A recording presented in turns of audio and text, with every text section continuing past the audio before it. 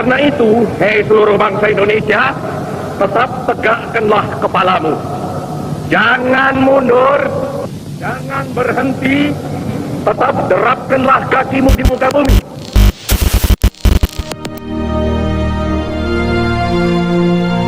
Proklamasi. Kami, bangsa Indonesia, dengan ini menyatakan kemerdekaan Indonesia.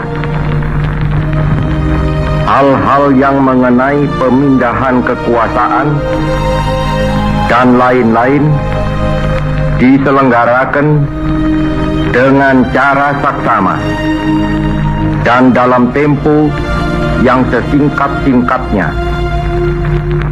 Jakarta, 17 Agustus 1945,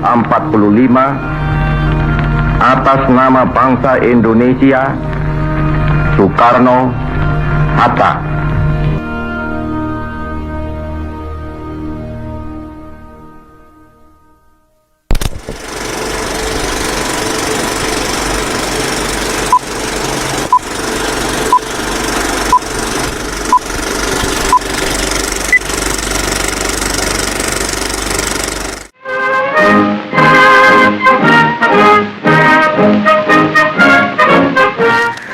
Sejak tahun 1943, Jepang mengalami kemunduran dalam Perang Asia Timur Raya sampai dengan Perang Dunia Kedua usai.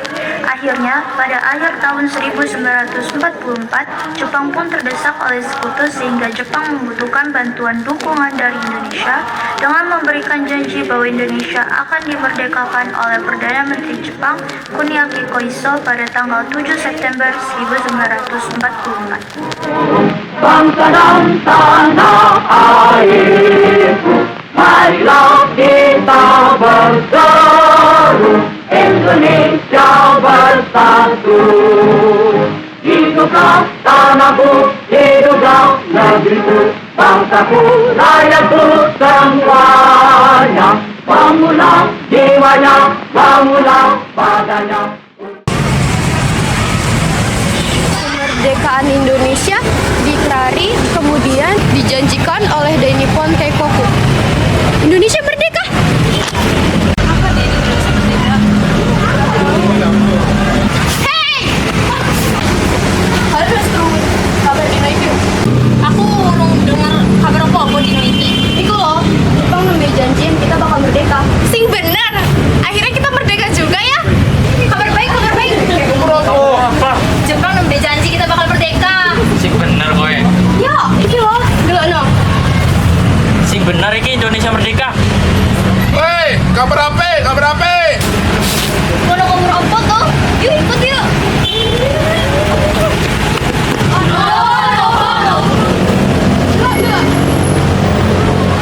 Jepang ambil janji Indonesia bakal merdeka. Merdeka! Merdeka! Merdeka! Merdeka!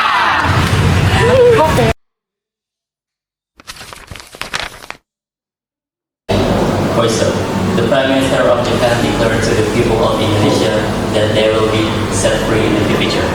I'm happy and very touched by the power of Indian mind. Well, let's express gratitude for the of discretion of seniority of government in place along with armies where has been brutally fulfilled its obligations, and those who for years have been waiting for the endings. Paduka yang mulia Tendo Haika, dengan hati yang terharu kami menerima pengumuman bahwa Raja Nippon memperkenankan kemerdekaan bangsa Indonesia di kemudian hari. Hati dan jiwa kami meluap rasa terima kasih yang sehikmat-hikmatnya pada Yang Mulia Tendo Haika yang bermurah hati memperkenankan terkabul cita-cita kami yang telah berpuluh-puluh tahun itu.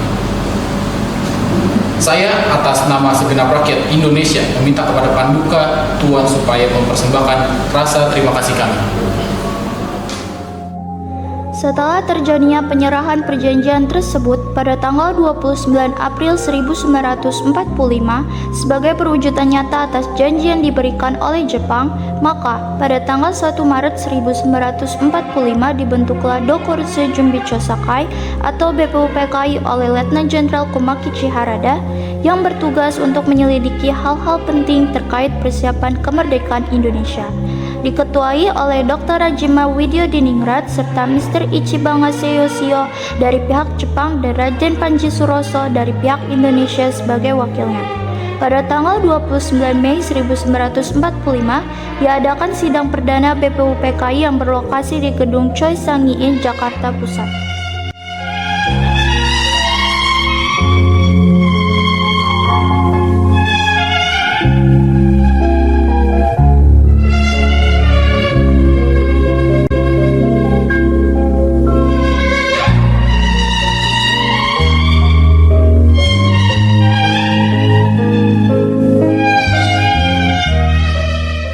Assalamualaikum warahmatullahi wabarakatuh. Waalaikumsalam warahmatullahi wabarakatuh. Salam sejahtera bagi kita semua. Terima kasih bagi saudara-saudara sekalian yang telah hadir pada sidang hari ini. Saya selaku ketua akan memimpin berjalan sidang pada hari ini. Di kedua sisi samping saya terdapat juga kedua wakil saya yang bernama Ichibang Seyosio yang berasal dari pihak Jepang dan Raden Panji Suroso yang berasal dari pihak Indonesia. Saudara-saudara sekalian yang berbahagia, kali ini kita berkumpul di sini dalam rangka merumuskan sebuah landasan untuk mengkokohkan negara yang akan kita hidup bersama-sama. Untuk itu, mari kita buka dan mulai sidang pertama kita pada hari ini.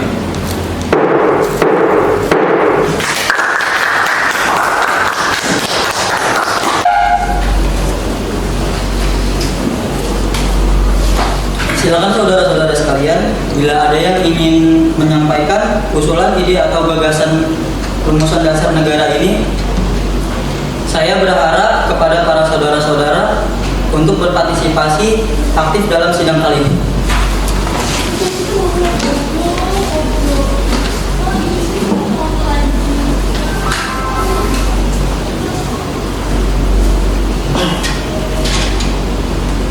Salam sejahtera saudara-saudara sekalian. Saya ucapkan terima kasih karena sudah memberikan saya kesempatan untuk berdiri di sini guna menyampaikan gagasan yang saya miliki melalui pada pidato singkat kali ini. Maka ada penggagasan yang saya miliki sebagai berikut: 1. Kebangsaan, 2.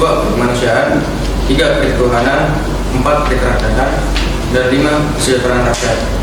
Mengapa demikian saya menyampaikan gagasan ini? Karena fondasi dari sebuah negara adalah bangsa yang kuat, di mana bangsa kita ini peduli pada sesama yang mencerminkan sikap kemanusiaan.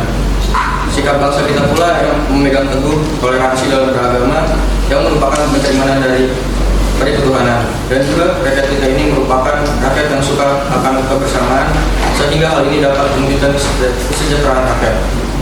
Itulah usulan dari saya, mohon dipertimbangkan. Terima kasih.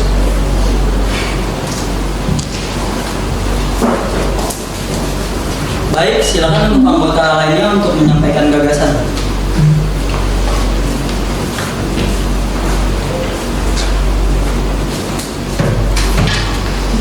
Saudara-saudara sekalian, terima kasih sudah mengizinkan saya untuk berdiri di sini dan menyampaikan gagasan saya. Adapun gagasan yang saya miliki diantaranya: yang pertama, persatuan; yang kedua, kekeluargaan; yang ketiga, keseimbangan lahir dan batin; yang keempat, musyawarah; dan yang kelima, keadilan rakyat. Demikianlah gagasan yang saya sampaikan. Saya izin menyampaikan gagasan saya, Raden Panji. Silakan, Bung.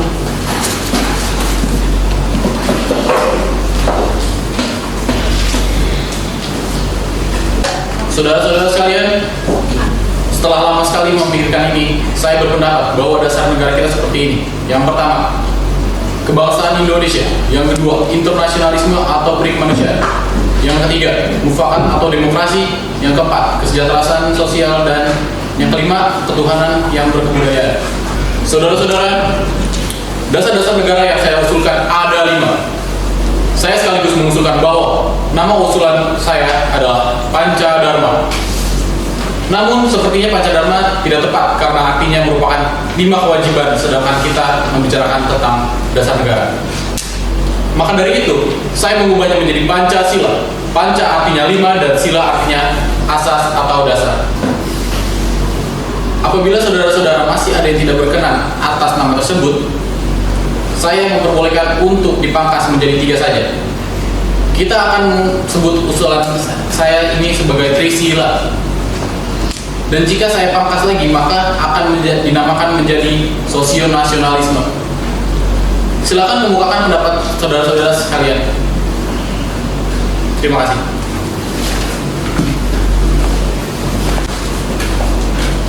Baik, silakan saudara-saudara sekalian apabila ada yang ingin menyampaikan gagasannya.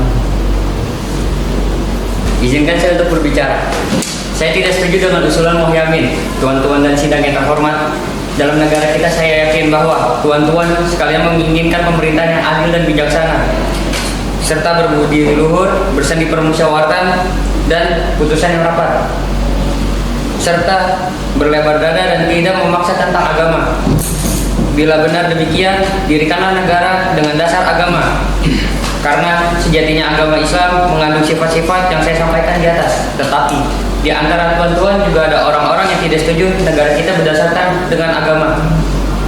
Oleh karena itu tuan-tuan, saya sebagai seorang bangsa Indonesia dan seorang muslim yang bercita-cita Indonesia merdeka, maka supaya negara Indonesia merdeka itu dapat berdiri tegak dan teguh, kuat dan kokoh, saya mengharapkan akan berdiri negara Indonesia itu berdasarkan agama Islam.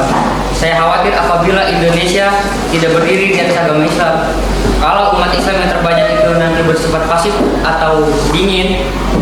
Sudah banyak yang berkata bahwa agama Islam itu suci dan tinggi. Kalau jiwa manusia tidak mau bertunduk kepada agama perintah Allah Subhanahu wa Ta'ala, apakah akan suka untuk bertunduk kepada pikiran yang timbul dari hawa nafsu buruk? Pikirkan dan capkanlah tuan-tuan. Terima kasih. Saya tidak setuju dengan usulan Ki Bagus bahwa Indonesia harus menjadi negara dengan dasar agama Islam. Saya berpandangan bahwa urusan negara ada baiknya dipisahkan dengan urusan agama. Mengapa demikian, saudara-saudara? Saya sendiri melihat banyak perbedaan yang ada di bangsa kita saat ini. Perbedaan agama antara para hadirin di sini pun tidak jelas. Bahwa negara kita tidak bisa berdiri hanya dengan satu agama saja. Dikhawatirkan jika menggunakan satu dasar negara akan terjadi bentrokan antar agama. Baiknya hal buruk tersebut dihindari untuk menjaga perdamaian antara agama serta hak asasi manusia. Terima kasih. Saya mohon izin untuk menimpali keberatan dari Muhammad Hatta dan Ahmad Panji. Karena Muhammad Hatta telah diuraikan bahwa dalam negara kita hendaknya urusan dan negara urusan agama adalah dua hal yang harus dipisahkan di forum ini. Terlihat dua paham yang berbeda. Saudara Muhammad Hatta dengan usulannya untuk mendirikan negara bukan Islam, sedangkan saudara Ki Bagus dengan usulannya untuk mendirikan negara dengan paham Islam. Saya akan menjelaskan perbedaannya. Negara Islam adalah negara yang harus dipisahkan dari agama. Bagi negara Islam, perintah agama merupakan perintah Tuhan yang dijadikan dasar untuk pedoman bernegara yang dapat disebut sebagai hukum syariat. Yang menjadi persoalan, apakah hukum syariat ini dapat diubah untuk disesuaikan dengan kepentingan internasional di masa depan? Ada beberapa ahli yang mengatakan bahwa diperbolehkan, asal tidak bertentangan dengan Al-Quran dan hadis. Dan ada ahli yang mengatakan bahwa keduanya adalah hal yang harus dipisahkan. Terima kasih. Saya pun ingin menambahkan, saya meminta maaf kepada Ki Bagus dan saudara-saudara Islam lainnya di sini, karena saya menggunakan kata kebangsaan di sini. Janganlah saudara-saudara salah paham bila saya mengatakan bahwa sila pertama dasar negara kita adalah dasar kebangsaan. Kebangsaan yang saya maksud di sini adalah kebangsaan secara luas, sehingga saya merasa bahwa seluruh rakyat Indonesia berhak untuk memelihara agamanya dengan cara yang damai. Dan juga, tidakkah agama Islam menggunakan prinsip demokrasi dalam sistem kepala negara, yang dimana kepala negara yang akan menjabat adalah hasil pemilihan dari kebersamaan oleh rakyat? Saya tidak akan mufakat dengan prinsip monarki, prinsip ketuhanan.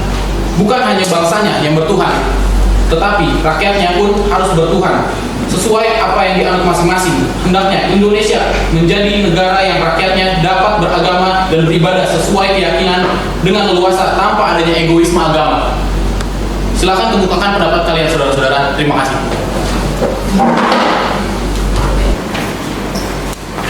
Baik, terima kasih atas pendapat dari saudara-saudara sekalian dan dimohon untuk tetap tenang. Bagaimana Pak Ketua? Apakah perbedaan pendapat ini dapat diluruskan? Saya akan serahkan sepenuhnya para hadirin untuk memutuskan keputusan akhir perumusan dasar negara pada hari ini.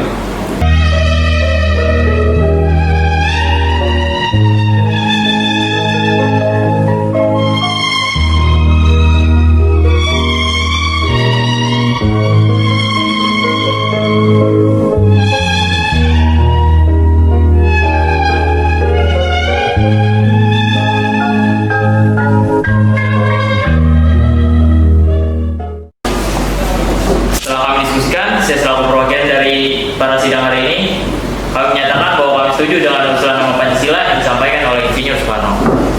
Baiklah, para hadirin telah sepakat untuk setuju atas pemberian nama dasar yang disampaikan oleh Insinyur Soekarno, yakni Pancasila. Lalu ada beberapa hal yang akan disampaikan oleh wakil dari pihak Jepang. Tuan Inti Bangse, saya persilakan. Selamat siang, hadirin. Saya menyaksikan seluruh rangkaian jalannya sidang dari awal hingga akhir. Saya pun menyimak semua usulan yang disampaikan oleh para anggota sidang hari ini. Saya ingin menyampaikan bahwa saya setuju akan sidang hari ini. Selebihnya akan dipertegas oleh ketua, yakni Rajiman. Itu yang saya sampaikan. Arigatou gozaimasu. Terima kasih Tuan Inti Bangse yang telah memberikan sepatah dua katanya sebagai perwakilan pihak dari Jepang di acara sidang hari ini. Saudara-saudara sekalian pun juga telah menyimak seluruh rangkaian acara serta bagaimana proses pengaduan gagasan oleh ketiga tokoh, yaitu Muhammad Yamin, Tuan Supomo, dan Insinyur Soekarno. Nama dasar negara pun sudah kita sepakati bahwa dasar negara akan kita sebut sebagai Pancasila. Namun, mengenai rumusan resmi, Pancasila akan dilanjutkan oleh Panitia 9. Dengan demikian, sidang BPUPKI hari ini dengan agenda membahas rumusan dasar negara resmi saya akhiri.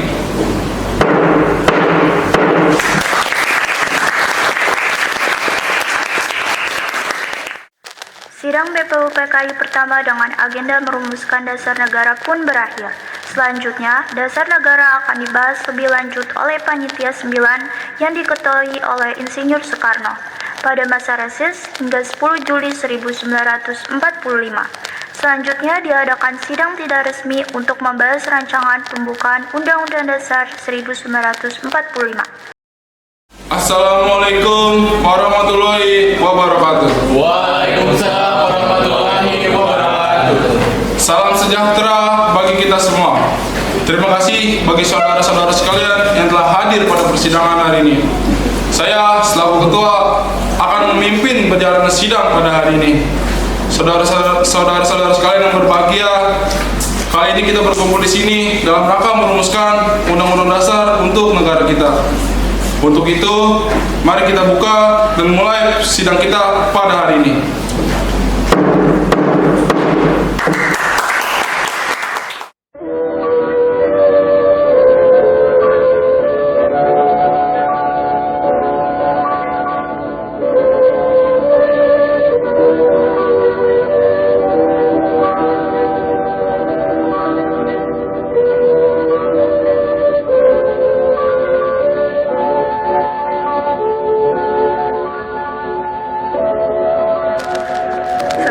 BPUPKI selesai, di bawah naungan Dr. Rajiman Widyodiningrat, terbentuklah satu kumpulan panitia yang beranggotakan 9 orang dengan sebutan Panitia 9 yang bertujuan untuk menampung saran dan pendapat mengenai dasar negara dengan Insinyur Soekarno sebagai ketua, Dr. Muhammad Hatta sebagai wakil ketua, lalu Mr. Alexander Under Aries Maramis, Abi Kusnot Cokro Sujoso, Abdul Kahar Muzakir, Haji Agus Salim, Mr. Ahmad Subarjo, Wahid Hashim, dan Mr. Muhammad Yamin sebagai anggotanya.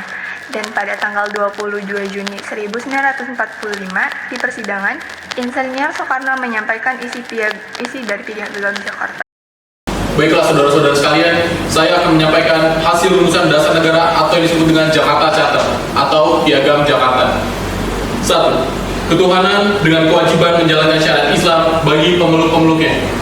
2. Kemanusiaan yang adil dan beradab. 3. Persatuan Indonesia. 4. Kerakyatan yang dipimpin oleh hikmah kebijaksanaan dalam permusyawaratan perwakilan. 5. Keadilan sosial bagi seluruh rakyat Indonesia. Mendengar apa yang disampaikan oleh Insinyur Soekarno, para golongan nasionalis tidak setuju, dan akhirnya terjadilah perdebatan. Saya Alexander Andres Maramis. Sebagai perwakilan dari anggota Muslim tidak setuju dengan sila pertama yang berbunyi ketuhanan dengan menjalankan syariat-syariat Islam bagi pemeluknya. Kami tidak setuju. Jika terjadi perdebatan seperti ini, memang lebih baik kita ubah saja sila pertama agar ada toleransi antara umat beragama, karena hal ini mencakup keseluruhan agama di Indonesia. Baiklah saudara-saudara, harap tenang terlebih dahulu. Hal ini bisa kita selesaikan dengan cara yang damai, karena saya mendengar bahwa rakyat Indonesia di bagian timur ingin melepaskan diri dari Indonesia apabila sila pertama tidak diubah. Akan tetapi kita ikuti saran dari Insinyur Soekarno yang sebagai ketua. Baiklah, saya selaku ketua akan menyampaikan bahwa sila pertama yang awalnya berbunyi ketuhanan dengan kewajiban menjalankan syariat Islam bagi pemeluk-pemeluknya diubah menjadi ketuhanan yang Maha Esa.